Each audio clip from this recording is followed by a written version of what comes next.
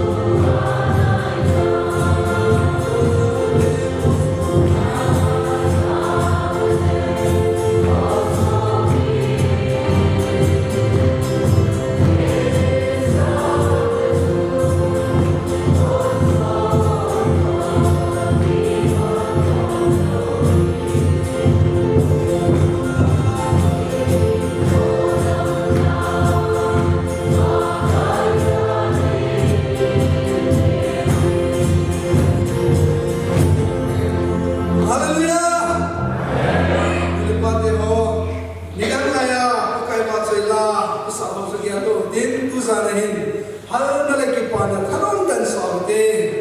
avelin ka intim kinin mia din sa povite ai ma din saute iba choi pau pa pathilung hei na dingin pakai ba choi la ana sa khomo de sikitip na amen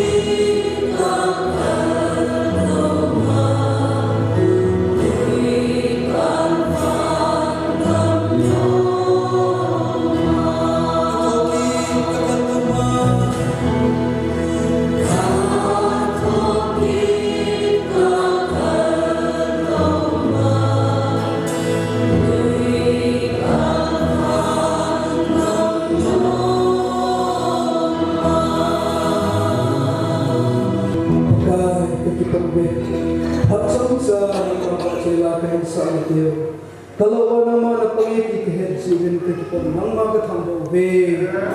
nubana sana mana nak pergi impa ta nama cina kehinsa khomete ho, thangba nama cina nang mahimpia, hei buhinga na Yesus mutabi, bon santote, angkai wakuna hati lokate.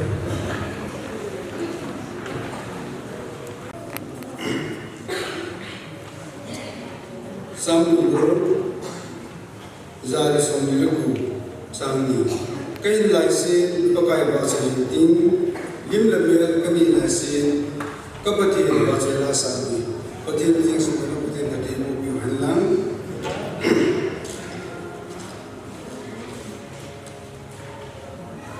apa sebagai tulis itu apa para ilmu wa kuki gospel voice team Northeast India Chile as Mumbu Christian Church Pathin Thurala Kimanchana Teo Lidinam Tizivin Pathina Velin Itawin Tunapa na Pachom Sayong Ikimanchana Digu Kiman Buntu Sayong Atam Jo in program Honi Tizivin Kiman Musbel Musbel Patin Kuki Gospel Voice Team Northeast India as Mumbu Christian Church Pathin Thurala Kimanchana Buntu Nico Bulte 22 2026 Pathin Ni Buntu Lamkai Palet Boy YP KCV Gimakretain Tupi Saidi Reverend D. Angal Director KCV Tasan Phone Lamkai Pa Moya Musai Assistant Director KCV Recording Secretary Pa Hedin Logal Secretary KCV Program Master Limna Pachai Sahi Amun Hokung Hanglai De Iniki Bibilan Limna to say the Tawana Hokung Chairman Upa Yaku Pachai Sa KCV Northeast India Mayor Voice KCV De Jordan Luda Tichu Bosan Bibilan Tun Limna Pachai Sa Amun Hanglai De Kankubi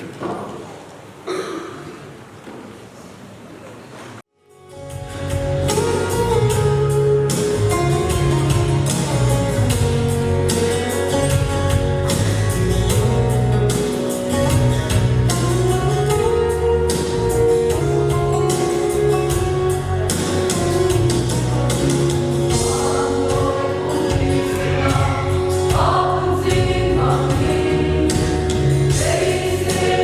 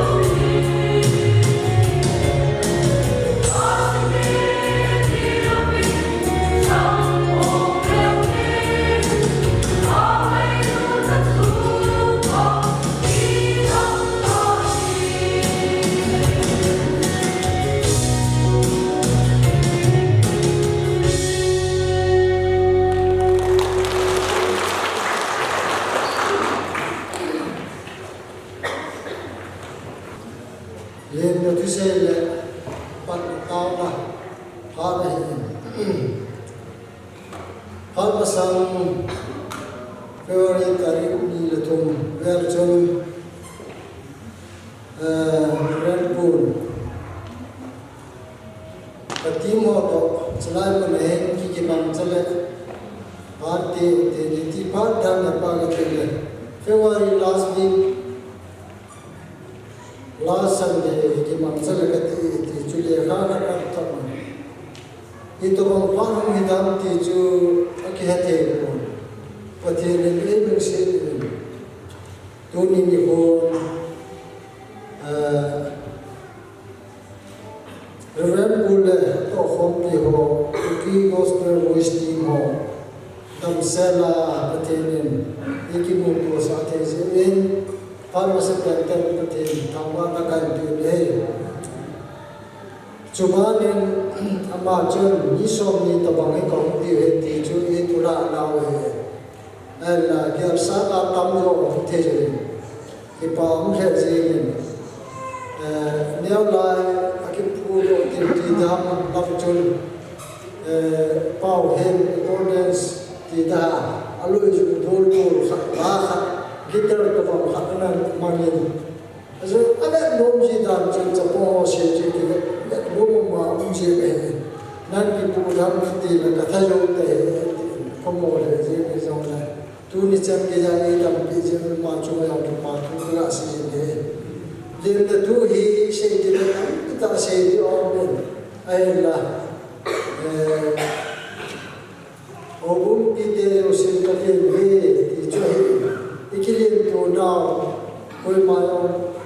kilin na chebai ki po no koi ma un be san lo di je ven obum ite o sin amo jo se na ko je na che ka to mo de pa me chu lên là tôi sẽ để cái liêm tụ nào ở mấy giờ mình tên thì bao nhiêu sáu cái ông này tấm cái xe luôn tôi nhìn ra bao nhiêu bát thì về em bát thì lên bát thì bộ à bao nhiêu cái túp xe là cái số bát thì lên bát thì những cái tàu này một cái all over the hát chung mình chỉ có bát thì cái này nào mà mới về xe gen thế là sang là thì làm ăn chủ tiêu này gọi là tôi ra không dùng này Pharma Samaja Kuki Gospel Voice Team Cheng Shen Dokiman Cha Hong Ding Ti Chu Aniki Ngai Tu Ai Na Kapati To Bang Pani Be Pa Di Wam Ti Jong Ka Yal Pa Pu Ai Na Tu Ni Dan Ta La Pa Ta Le Pu Ta Jeng Hallelujah Ti Namin Lo Di Sang Tan Thang Wa Na Kan Pi Ne Wakai Pa The Tu Ni Ni Ra Ki Man Cha Na Je O Siwa Tu Se Deu La Sa Ding Teu Le Aki Mang Cha Jo Se Nam Man Na Din Pi A Lung Ji Poi Sat Ai Lo Le Thulo Bau Tam Se Tu Na Le Ha Sat Na Za Kai Hu Te Za Kai U Sa Ko Na Nam Man Na Ho To A O Bu Ni Pi Te Yo Lu Mo Na Mo Nga Na Wa Choi La Ka Sa Ho Wa Na Tui Nga Ki Man Cha Wa Na Tu Te Ho Ka Ngai La Te Ni Di Nam Man Le Mang Cha Win Tin Ka Ta Win He Adi A Tu Se Di Pa để sẽ tháo được cái lòng lại có cả năm ăn tiền tiền năng agar sang cả chúng nung rồi là họ rồi anh nung dân này tổ hết sẽ là thì năm ăn tiền tiền đi trong cái tàu thì để chúng ta nên trong cái cái thì mà chúng kia ra cái rồi thì đi mình xuống bơi thì họ tự nhiên trong cái mà cái ba là thân luôn mà là chú ý có ngày nào mà cái thì bây giờ cái nó luôn xem là nó phát cái luôn nên chúng kia là thì chúng tôi sẽ chơi ngay để mà thì sang cho đồng bào hình dung Nazareth Jesus Christ là na cả thu về gì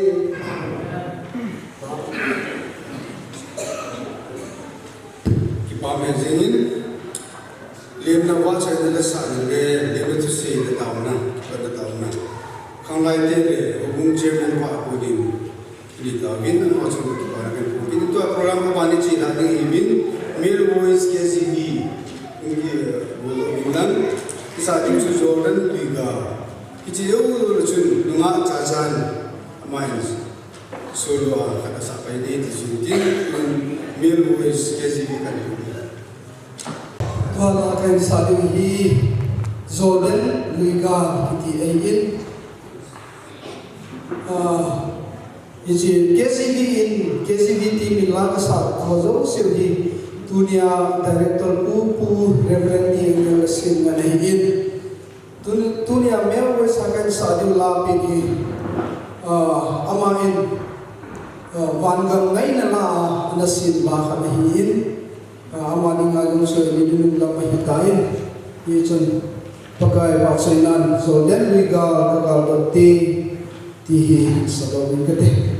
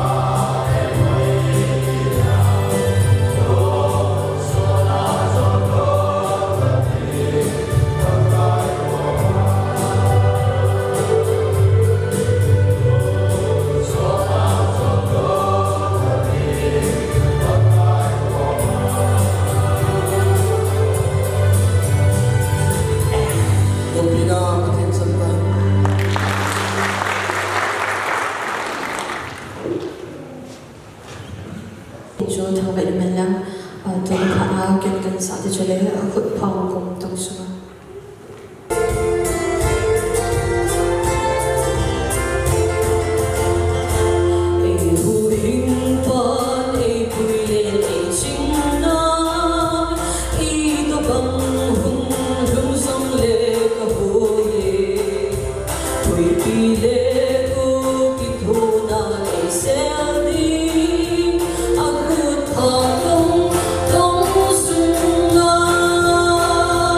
Oh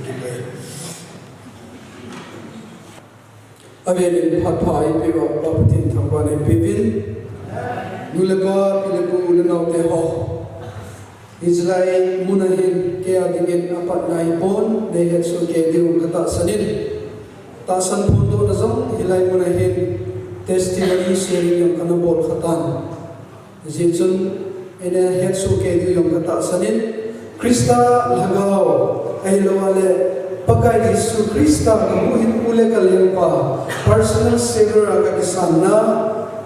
Israel humiti ang sulang kana share ka tazin Israel ni hasay datang katin program ng suive ana asal daan dan so ayin sigdaw so isa di in KBC kampopia ka ki khopni ni program ni asal ba sein achay na lang niya ang tahin ito bang kaninom kadang ting dip sa ayin ulan yo komo so sa bonte din gagelin ibizong le masapin penin kumhijan ay puituva papatin thangwana ibevin he ajesu KGB Cookie Gospel Voice team hi 1974 la ang kiput ko ay tan hen hichila hin ki paung ta chu hichila hobung sunga jang hin aput to la hin ampang anun mai hi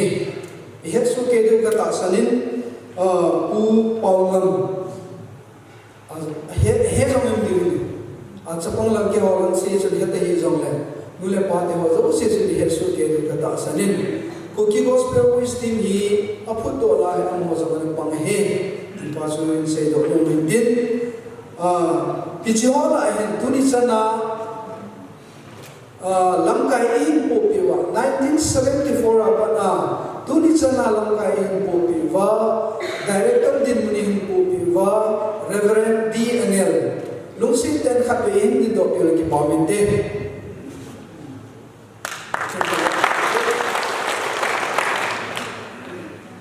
Veleuchen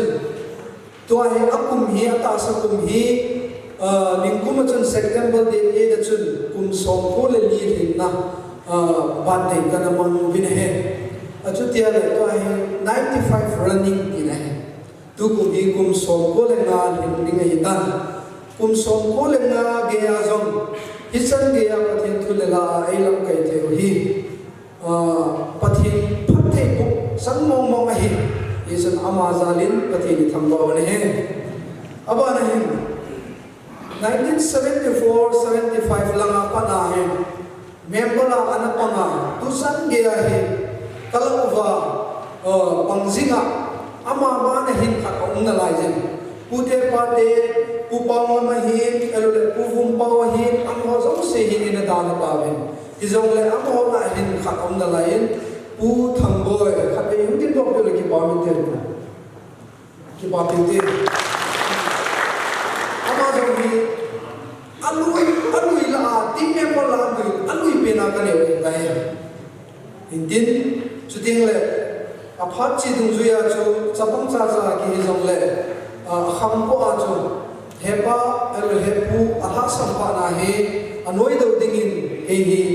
Kuki Gospel Wisdom Assistant Director in Movin Kaminju Sodin Thang Moya in Ken Ichun Nozo Semama Tuin Kan El Tunin Hai Kong Ding Take in Anile KGV Assistant Director Hila Kong Din Do Tenzin Kaki Point Patil Katambae Abanin Tima Treasure Hi Ang Tay Tapo Secretary Team Secretary Pu Helen Dongal kami hindi do piro ki paminte alam karo bo su hin pung kating adam se hi active member kan su ke win hisun dunia hin KCB member hi mi som ni lagi bo kong do win lung se ten member ho se kami hindi piro ki paminte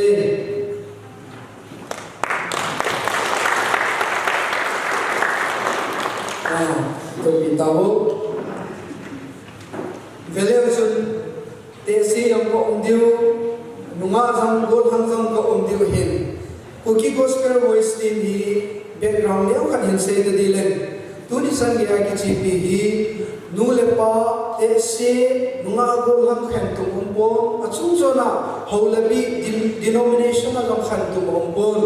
ichoro se hi koi hile hin ko pakai ba choila sa kanome dijo se hi membership ala a hikia hi member panghe ki chukan se do me he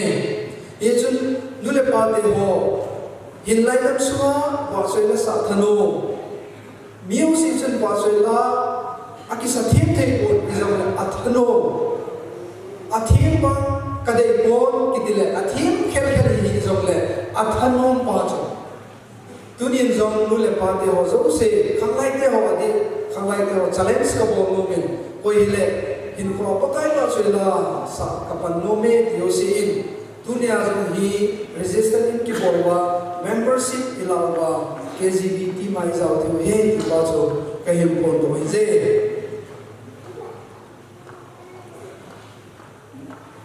aba na hin program hi achai dala hin lam kai ho pan om ta bon ki tile pha om ta lo si in hin gol shopping ka ding tuni hin ki pa thu yam yam chakhat ka se ni he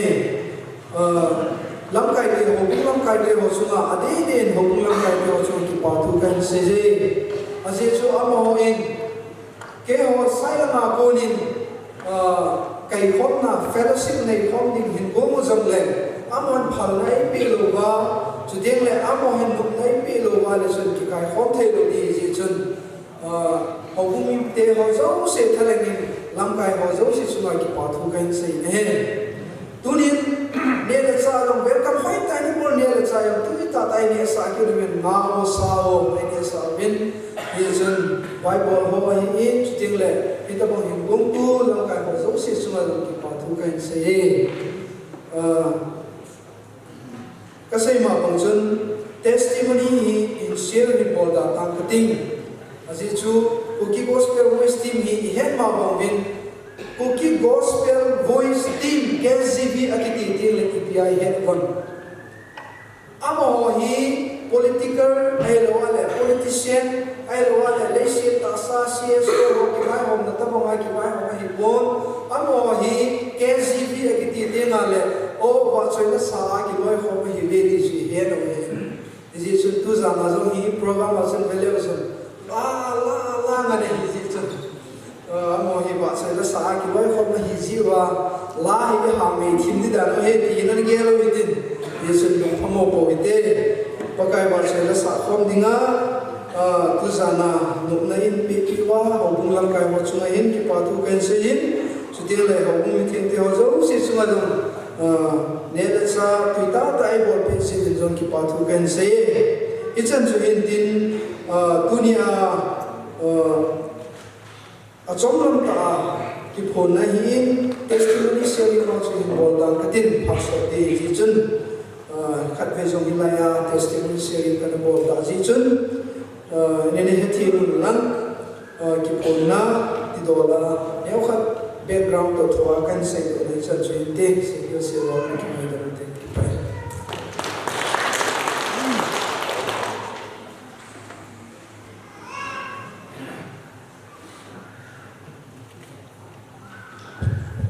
Hello, sir. Pathian vang sai ni pathianin ikam sumo avil jini tera sansani.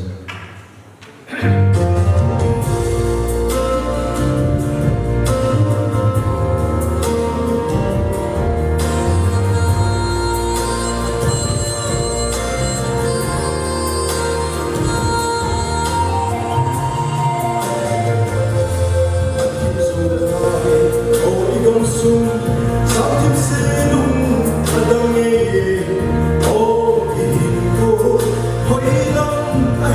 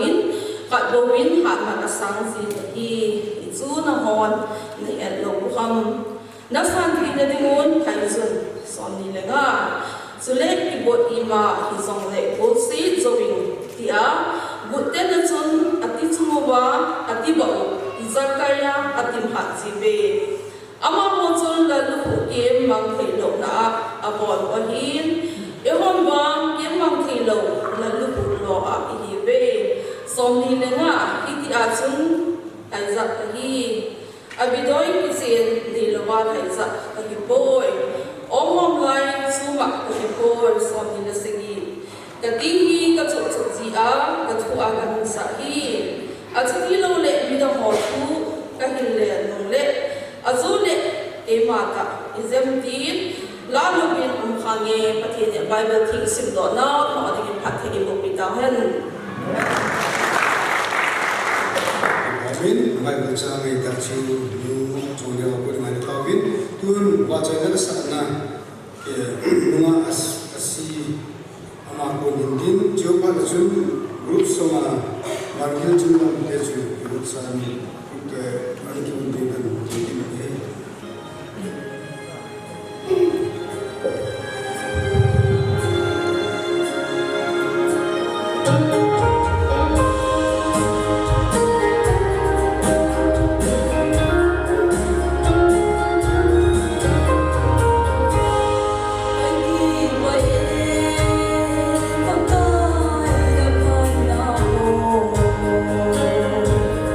So so no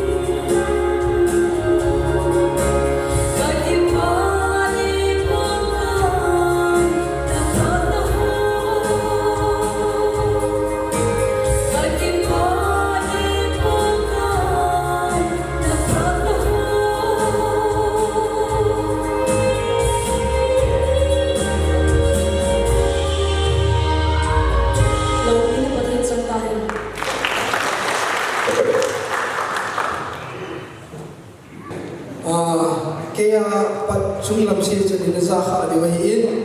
kaya pana noi lang si hin kha be se ro du hin zong le KZB Cookie Gospel Voice Team akitile wan kim chunglam tila do hin ki be hin busy nam tile asimpa director Reverend Angel ama vision la vangam vision anei na la hin sichu pakai baksena inselo te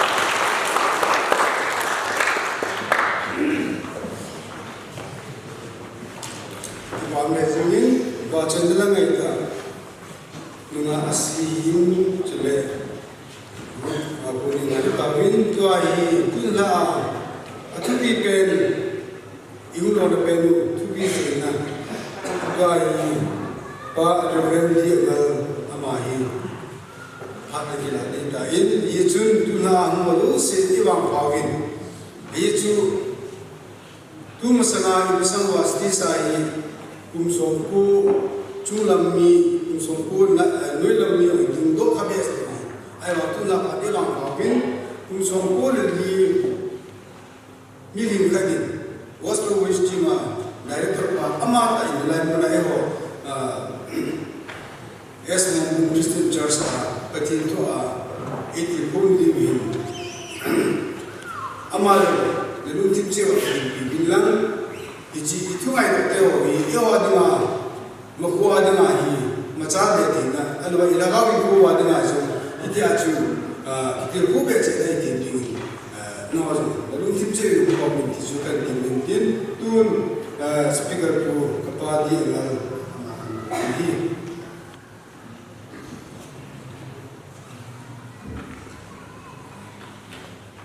Hallelujah.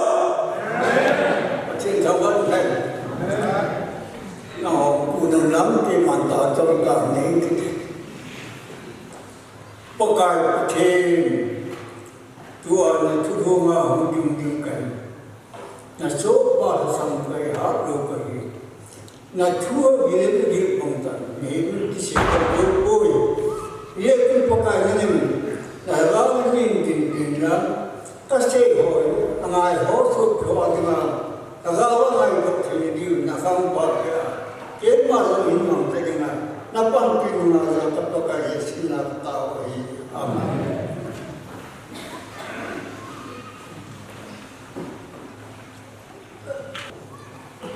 chạy đúng tâm tâm rồi là tâm tình sẽ cùng phát triển cho đúng bao nhiêu người tiền Phật quyền cung cố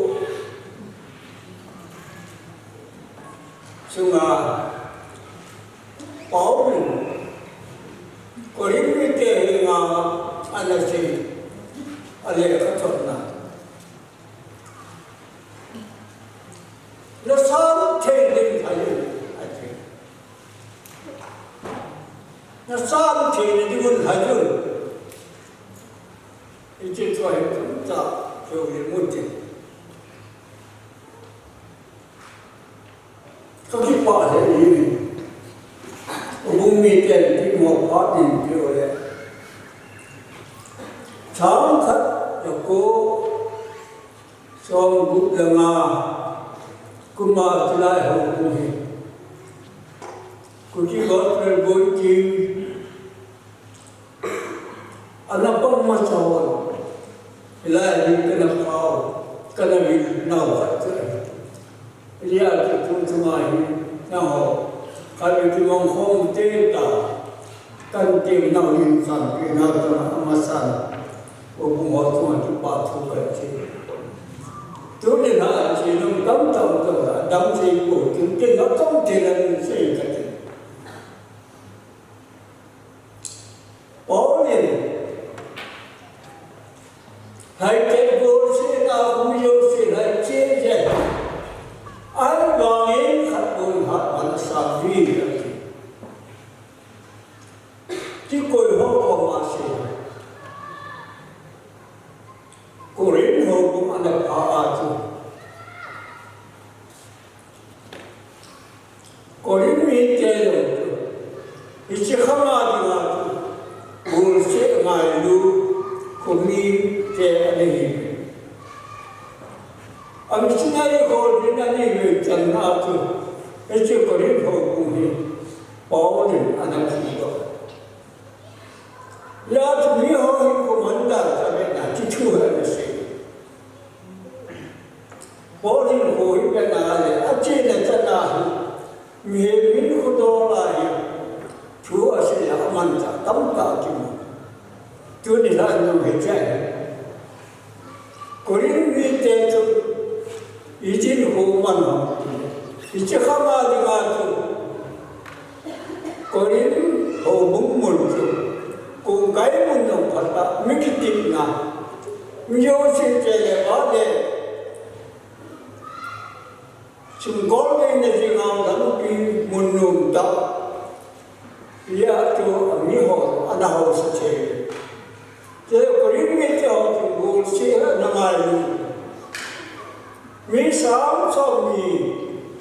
đồ cái chuyện là hố sắc đó anh sao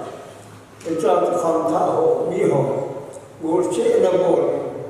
alung ngut dal he ya tu pachen tu do la ke ka na anasi na san che yun hai ya tu le se ni khwa se te ho in ko man da i ji man na tu ke na mo ko ka ko ena in ti na man orang korin itu bola itu hasil. Gol se kita mengai dia waktu tega nasi. Bawa na dari kene. Jadi kita koma ada bawa kucing konfirm teole. Kita man sana miti. Mana miti koma. Ada satu. Bawa itu cuai. Korin miti hoi anasi. Nasanti dia nasanti itu.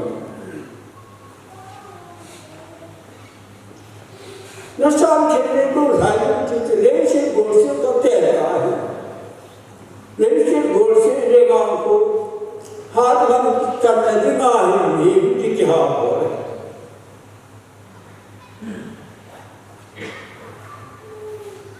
Ekor pulhan sudah kekemahan kuah. Mau pemain 59 to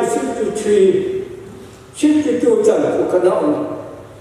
high school admission kena kuah. Jadi kehulan mah bisa dipakai. Jumlah kemenang education mengundur.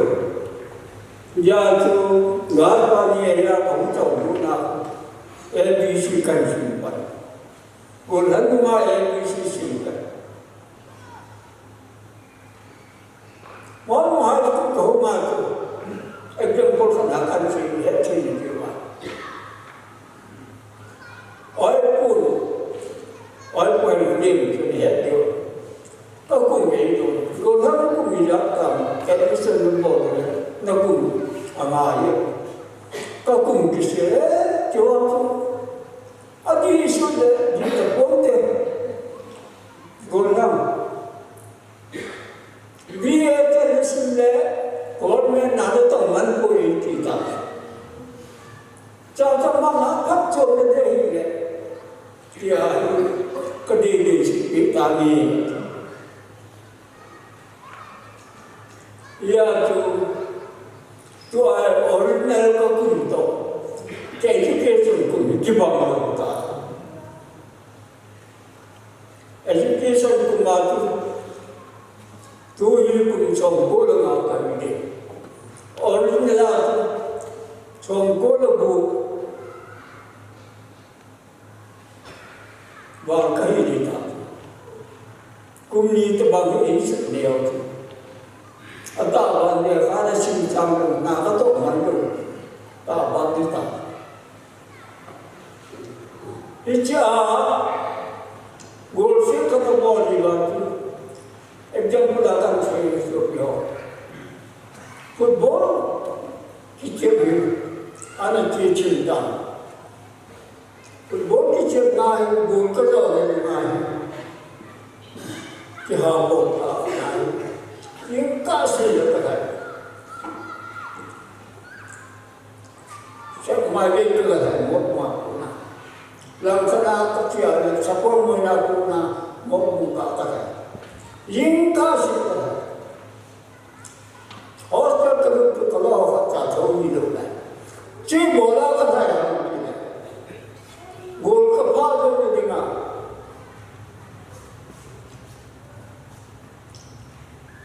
Ketan horna, alasan bagaimana? Hak manju ni mana ketan? Exercise kiri kiri buat, itu. Cepat tu, Korean ni dia hok. Oleh, dasar kiri dulu lain nanti. Alai lo le, lo dah pada lo. Wah, dasar lo ini naik. Julai, sipai kamu tu, macam pen tak lain. Jadi, anh hay đó rồi là đám phụ trợ đi bỏ lôi anh hay đó có sạch mãi giờ thì bỏ nó thay hăng đi lệ chính muốn cắt chú nó cắt anh lộ chuyện đi ngã từ này bây giờ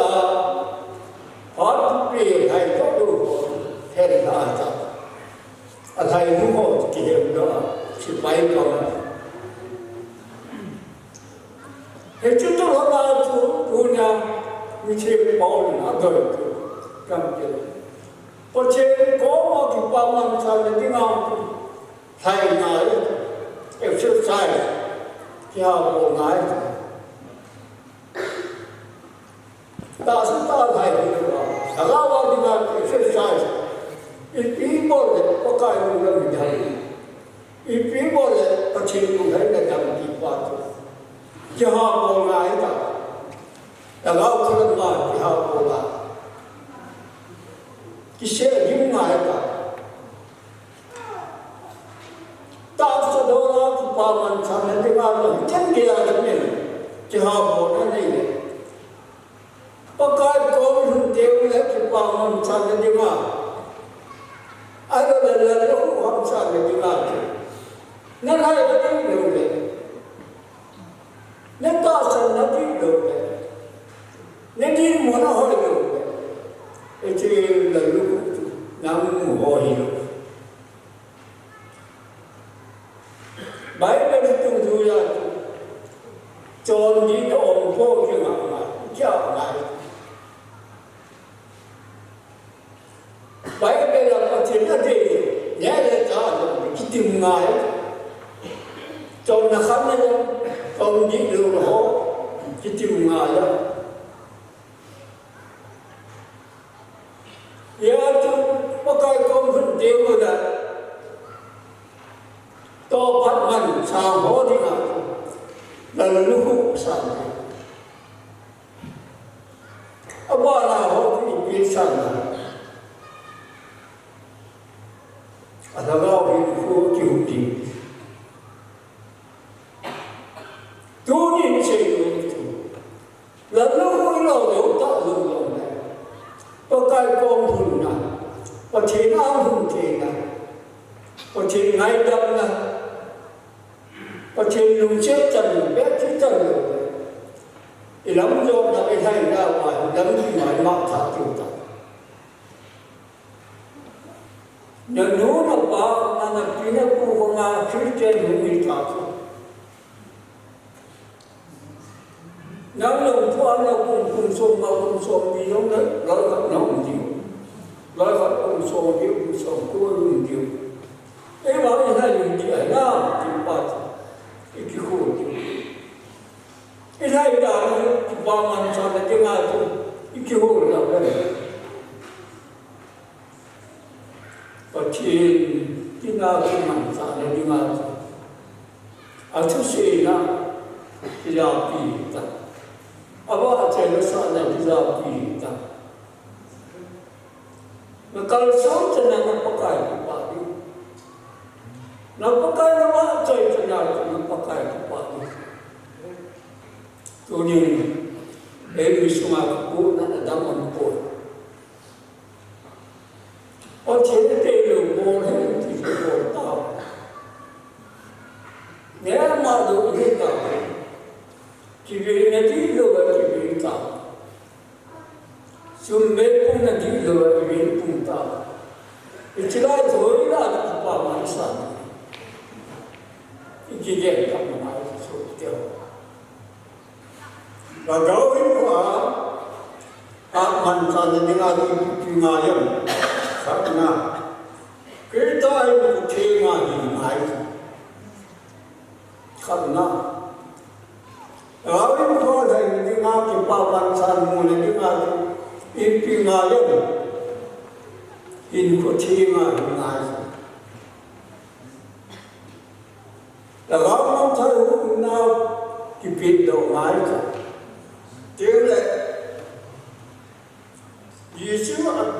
biển chi thì thổ những nhân thủ vì chứ tôi có biển mong chi ấy đã thổ những tài thì chết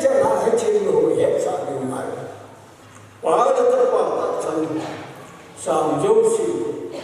ta sana Krishna samu chu hu hi ne tam ki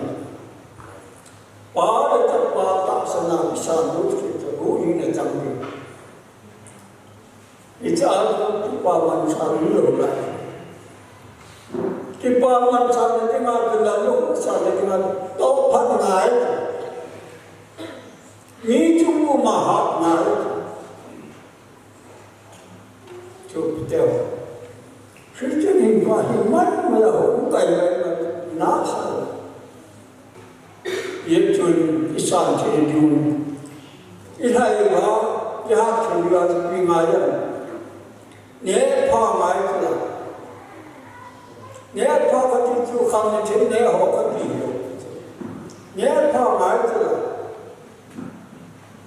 y một bát thọ bát ép thiên ngài thì là vì mà thì ngài Kira apa musuh dia, apa boleh dia kantor. Ya tu Kristian itu musuh dia tak apa dalam. Kristian itu jadi sok dalam. Aje cerita mana pun dah kanta. Mau ni kita teman sok tinggi, abang tak boleh mata tuan. Chú là ngầm xuống ô để làm chú là lao không dùng được quên mình có chi chú cái xin kể giờ thì chú nhìn ôi nó xong cho nên nó lại bài dài ngày cái thay dấu là đi ngang ta sẽ đi ngang áp hào nhé vào ngày cho nên hình của phá hình ngài rằng của bác bằng cho nét vào thì này lối lại xóm rồi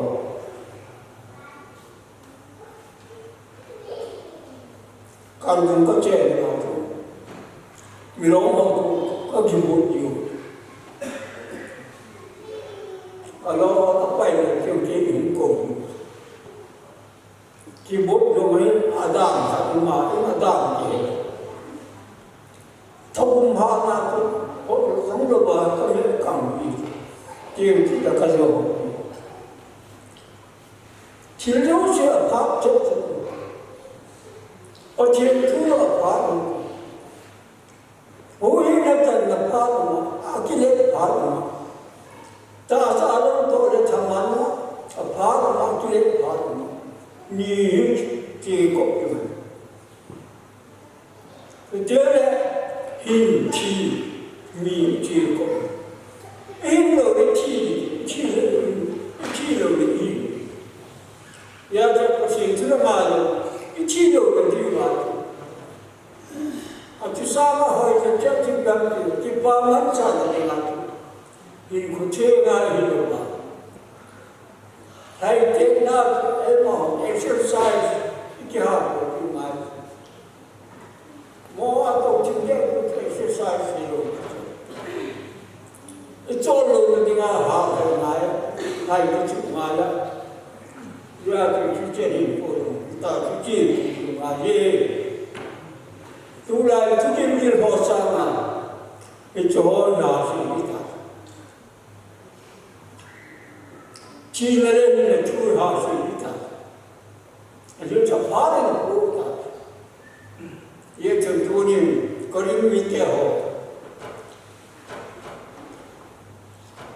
गुलसे मायलो ही जोगा गुलसे तो आती को न हो है हो तो है अच्छा है सो जो नाम लगे की तो मुझे और छेने नन सीमा को ना तो चंदन हुआ है 이전에 그거는 말은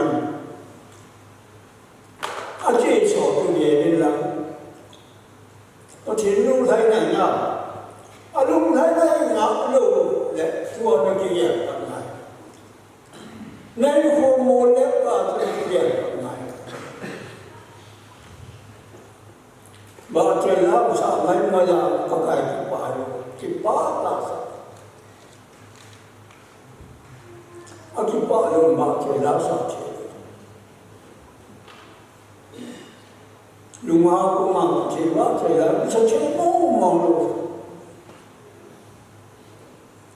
야도 아주 사게 그 두긴 문제에 그 그게 남미께로 이 파나 디노 마찬가지 그때 빠져 그만큼 지금 호다 이제 방함 두화에 호다 이제 방함 기방처럼 지나치는 왕 그때 빠져 항상 지나고 미친 다다 미친 다다 아이왕 다 산틀 마왕 다다 야 지금 야 마임 나산 제일 이건 다연 아이티 자 마이자 소사이티 비함 두나 예수 그리스도는 다연이 비함 이해 누마야 반강 듣는 등아에 등아야 이해 누마야 이 지dumnya 해 같이 이와체 세시는 같이 등아야 만나 세하신 천의 반본상 제국이라 같은 비자는 내가 산사고 나의 세력들은 이 하용대로 요용대로 아이와도 어찌 끈과 질과 저희가 끈이 갖고야 분위기야 어찌 가와 주야 어빠가 나빠나 알로 피네지 끈과의 부위 나호히 나소를 삼다하고 이제도 내 부위가 알로 피네지 어찌는 내 부위가 알로 피는 것이 알로 피나로 피고가 끈과의 부위나 kunchong ko nga warin ko ngayon mo sa araw kiin kunchong ko nga tanang amawa kaya kauni pagka araw kiin dito pagka amawa ito na lahat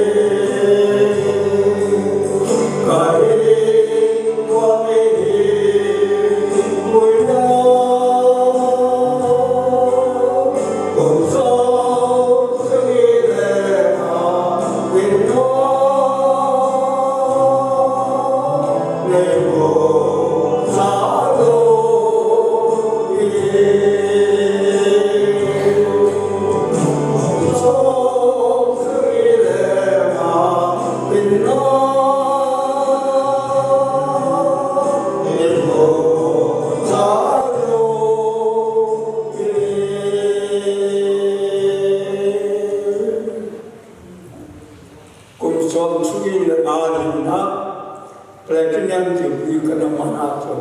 và chỉ cái nam bạc sẽ là hiện và chỉ sẽ đồ chỉ là để ngay trong chúng sẽ khá sinh chỉ để còn bom ra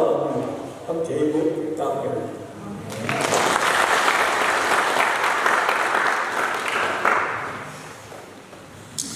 Bảo mẹ zinin pathin thua đây cả nguyên địa galin ACP đi theo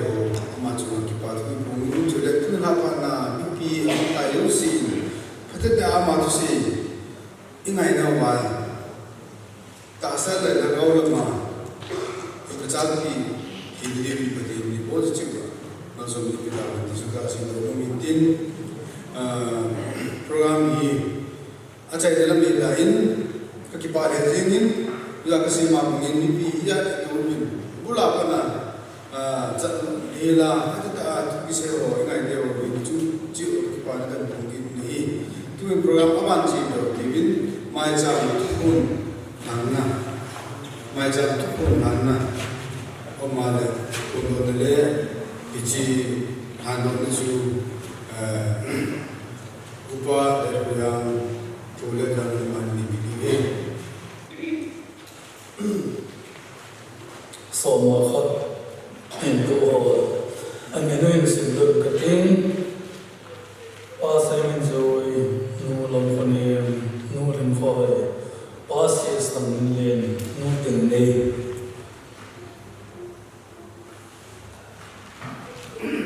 Kapau thì cái hôm nay cái đó mình luôn số tiền trên những con sinh của họ xin số mà khách nó mà liền cầm nó tụng là mình ăn cắt cái tờ gì trên cái cái bao nó mà cái tờ bộ về cái nó mà mình mấy cái mà anh tổ anh xuống dấu siêu mà ta ra là mình phải làm một cái mà em mình bộ cái gì xuống mình làm tạo cái Abang tu kita pakai ni lah pergi. Kita angkat lagi orang ni dia event in la angkat so gazevi team hoen. Orang dia berarti berarti wa patun kagian long hel yang men kita yang kisan saya tahu. Sila yang pun ada pengho ông lâu rồi ta phải đi chơi, để mà phải hiện, để lúc nào mà bắt sung mà hiện,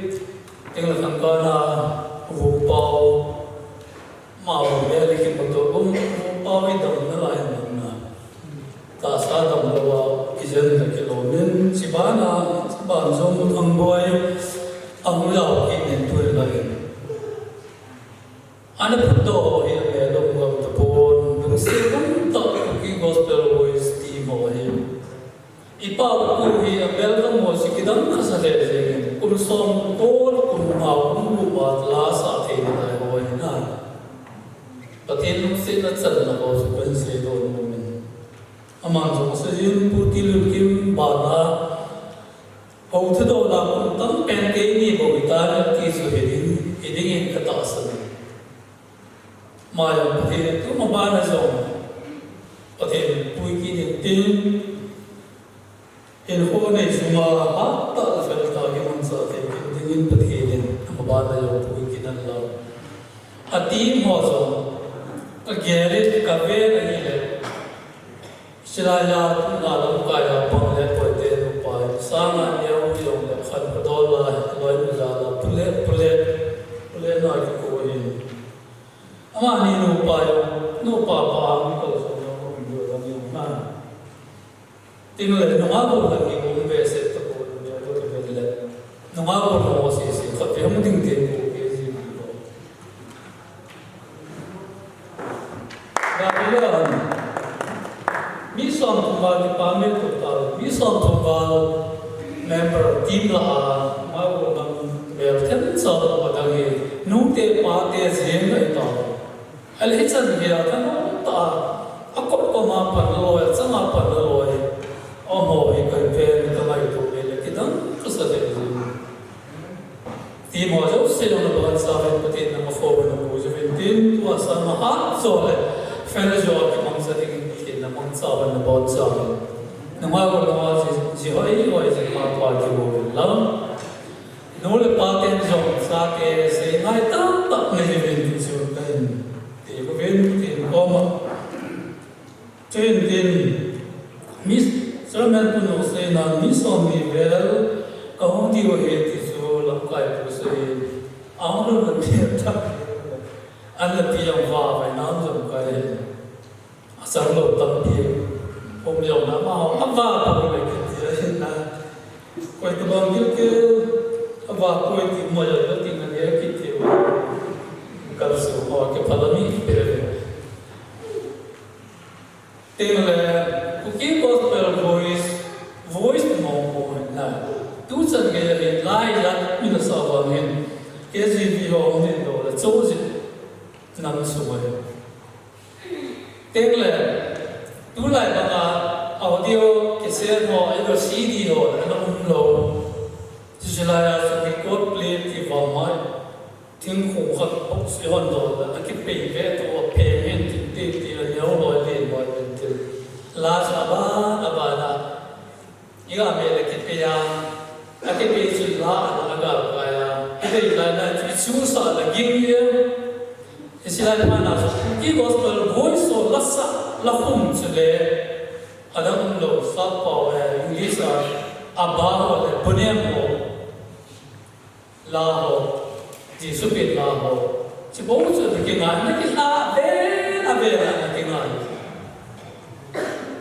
la na sa do ho so lunga mang pun an sa do lunga lum zin la lum ye the jin tu in bang pa ho dal wi ho an je la ke ni na ki pa de je tu ni ha ni ke man sa ko ma no de je no zin ko bum pi ki ni so le ti ho so ha no le tu su pa pu do ye na ma ba na so ha ta pa ke la ka ta le mai hai la sa thêm mà một điều hùng bề bề tin anh nói phần làสิ่งที่เนี่ยสิ่งที่เขาประเทศนั้นมันคุยจริงต่อกันที่สุดน้องเจ้าว่าที่ป่าทุกคนเสียเองพวกนี้จงเราสิ่งที่ป่าทุกคนเสียกันเองเขาที่เห็นที่จีว่าสิ่งที่ป่าทุกเสียที่มาสิ่งที่พวกนี้เสียที่นี่จงเลยที่ส่วนพวกนี้เป็นป่าจารินที่มาขบวนที่เดินปนdan romahin tanpa kaya tanpa Allah tersebut ngayon na sala kahin bolong kumite kahin bolong kapit sabi na doon fomwa ayun na thousand na dia pati yung de mansate ito dola na mansate bin lampay ho lapipin lang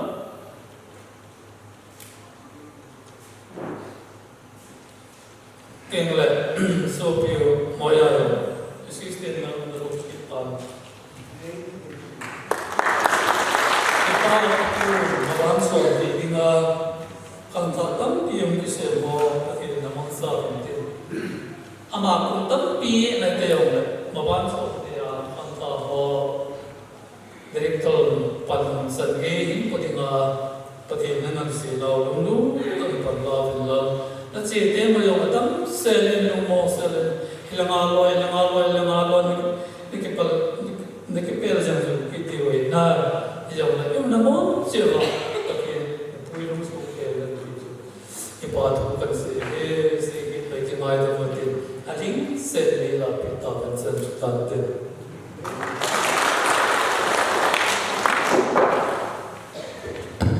ipamen singin program hi hung asai na lang sai chule asai na i musan kyang chang chang ni ka si romin ki pamen yung tuni ya na yung first time in lai ubunga ka din ko ni ko na ko ni chule kyo ki was ko is ti ma na na hi tu pu ma na hi chi mong Christian church ki men ko ni amma sa pe ni ji kyo ki pa le yung ni ti chu ka si do min tin chule maban jong ki man jong hubung te mi pi de ta ko jing mi tin no wan ke wa ta ni ga do jing ni ti si ka si do min tin 정래 그니 히트만 프로그램 공카들 마카이 우니 벨리 흥도이나 방인 히트방아 파팅 투 알루르 따이도 공대로 그는 중지가 그렇게 바라는 분인 정래 히트방아 이코페 대호와 미디어 인간 지 그게나 그투과 파일루 아마이 gospel wisdom ada memory amazon part of those that you chumchuma ki mangchalo wa ewo tuna video progress or ewo big zoom and mangchalo ki pandan ki nahi chule tuin ki khandala hi KCB kalunga chanda ki pana hi adimi ti pa kan sa ding ti isa sunwa i bon ke wa ding ding bin jio pa chun mipi itaw dingi is mipi itaw na wa igel dingi tulai da kuki society a problem je ho i hetso ke ri ngamle na ma dinga i boisu ke ri boisu ke hi su ichi igamu le nam wa dinga hi ta itaw wa lam kai ho dinga taw ne itaw ki wa ite a chikilu khat ta hi ku iman cha thin din na pa ne mipi on ka ne so si ichi ta na ni ni kan din aku khana chu tudla to be easy to ba revendi na masu na chele tuna ai ka pa ta ka chu men ji kusuma na ausepi kani dam kanuna dam thailam ma lai bula kana chai de ni ma lu ta atauna lai atu ne ga ma na ka pa ye ni Senegal wal sana dan tama kami teo mo pui dia dengan ibu cahai ibu kita ini tak ada na boleh berjantai dah lagi ini contohnya ini teo ini subida ini subida nak mungkin nak tu cepat ini semua boleh dokter oman kecil ni nak kita dulu itu tu kan di sana teo tuan kita na masalah KCB kalungan sama kita na ini tu nang si an saksu video si yang motivate sa motivate halo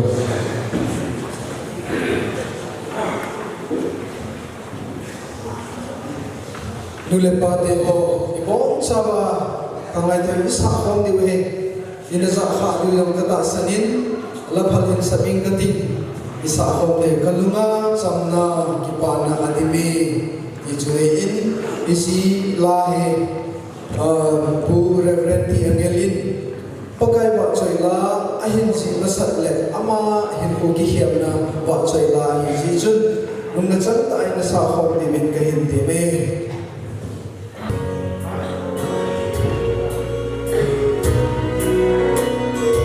kalunga samna ki pana di solo atriga samsate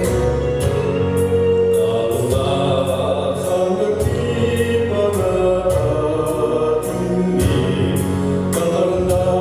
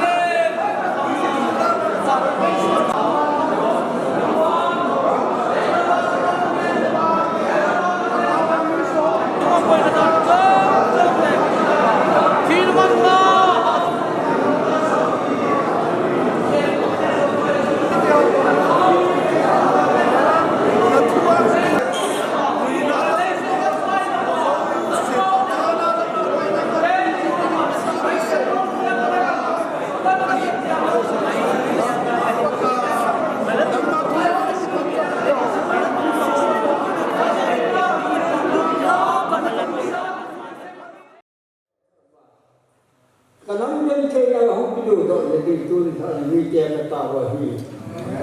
tú cho mà Israel một môn khi trên cho sự vùng nguy cơ rồi chỉ có cái mối nó sinh ra nên một hồ có cho con nào phá đâu cả trái tầng Chúa ai có cái không chỉ xem thôi trong cái tầng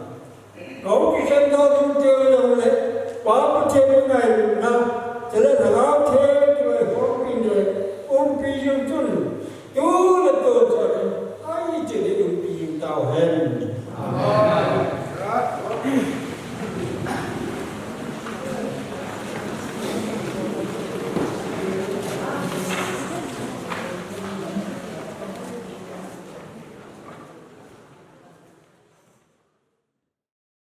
Amasan kipa thu ka sayin tuni kai kum sang ni le kum som ni le gu February 2022 ni kho hin Cookie Gospel Voice Team le GS Mongbung khumi te ho then phathei bu na zalin tuni nisim som ni le ni bulte ni kho hin ni halamin pung thuma kipanin punga change khumi te to Cookie Gospel Voice Team Pathin thu le la kimancha khom na pathin ba choi khom na akinejin hawamin pa let boy pan pi win wa choi la lam kaijin pa moya assistant director pa apangin decoring in pa Helen Donger general secretary pa apangin thu sein pu ipau different di angar apangin ipi pathin ho khom na hungpang member zat mi zale somko lali pathin ba choi khom na ailowala pathin hu in jut khom na akinejin kepa omle jeng ne hi chubanin HES Mongbung board of the kan ho in akarsung ho kepa na zalin hoite ke chan ewia kamwin team ho zong achung sewa kepa thu kesi chim theipon hezin obung mi te henlang board of the kan ho jong le achung chewa ke pa thu akasein chubanin ne ra cha tuita jong ACMP win ke pam le jeng ne he kai khom na sunga jong chelia wale umle helin ke pa thanom ta in pana pat azo chan ge obung mi te henlang akar sung ho team ho jong le eti chun pathin thungai na chateng le ba choi khom na akinejin ke pam le jeng ne he tu kumadinga ama spain ai te kalanin aban ting jong le pathinin ei sor naw wa hi morel hang sang jong le chiding ka hi tia la sim pan sei banga hoi lai mun hi jong le pathin thu le lai hi te kar sung jing ding ki mong cha jing ding e ho in ei ngai chana chanawa he chi Cookie Gospel Voice Team hi tang lo wa ki chi jing ding ti kar sung jing ding he ki pa jong chu ki pa na ya la ka ga se hin tin tunia dinga kel sewal amale pathin e ngai dam tin e sei kha sunu tu le ton so da ding in pathin phathei bu pi taw han